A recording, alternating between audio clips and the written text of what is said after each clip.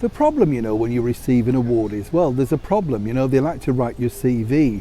They like to give a sort of major sort of build-up before you come on, a montage of pictures, that sort of thing, And it's always tricky, isn't it, unless you are a real stellar star, perhaps picking up an Academy Award, a Golden Globe, an Emmy, anything like that, a Grammy.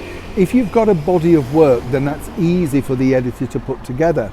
Now the problem, of course, if you don't have that vast body of work, it can be very tricky. And seemingly now that's going to be the problem, and I'm not giggling honestly, but that's going to be the problem for the former royal known as Meghan Markle as she returns back here to the United Kingdom to pick up yet another great award. Yes, this time, as we told you, from GQ magazine out at the Tate Gallery next month. But what's the problem? Hi, good morning, Neil Sean here in the very heart of London. Thank you so much for joining me today. Nice as ever to have your company. Whatever you're doing, do make sure that you have a wonderful day. It's so important, As I often say, there's a lot of people watching this channel out there on their own, and I feel so sorry for them if I'm the only voice that they see or hear. Can you imagine waking up and thinking, oh gosh, I've only got him. Can't be very nice, can it? But you are welcome. I'm glad that you're here. Trust me, it's lovely to have you. Don't feel alone. We're never alone. Do you remember that title as well? If you don't remember this, there was a massive campaign way back in the 50s. I don't know why I know all of this stuff, I just read a lot of books, I think, when I was a kid. And they had a tagline, which was, "You're never alone with a strand." Do you remember that? Some of the more seasoned viewers might remember. It was a massive campaign, and it was basically saying that, if you had this cigarette, you were never alone. Can you imagine getting away with that today? Yeah, I know. Frightening, isn't it, how things come around?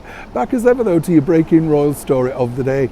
It's interesting, I often find with Meghan and Harry, because now seemingly they've got a career either suing magazines or national newspapers, or indeed picking up awards for things that we're not quite sure they're picking up awards for, They're picking up two, and I can't even remember the last one. She looked nice in the blue dress, but that's all I can remember.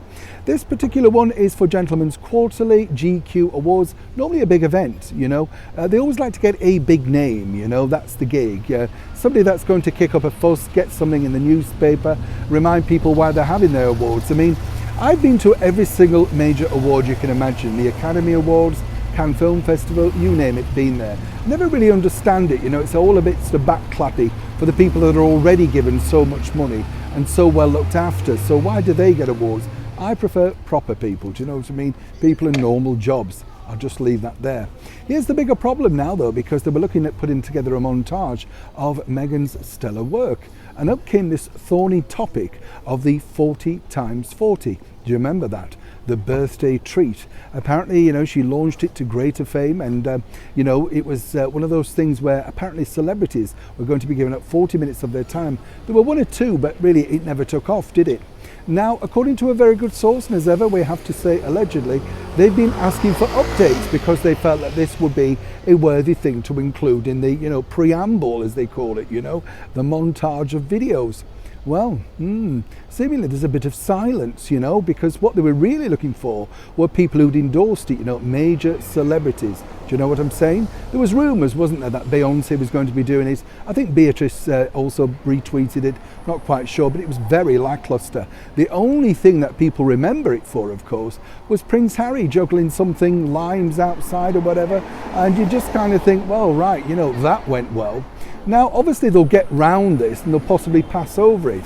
But again, it just seems strange, doesn't it, that the one big incentive that you launched on your birthday seemingly has no visible record of any great success. As ever, though, let's just see how they get round this on the night. And yes, I will be there, Meghan. Neil Sean in the very heart of London.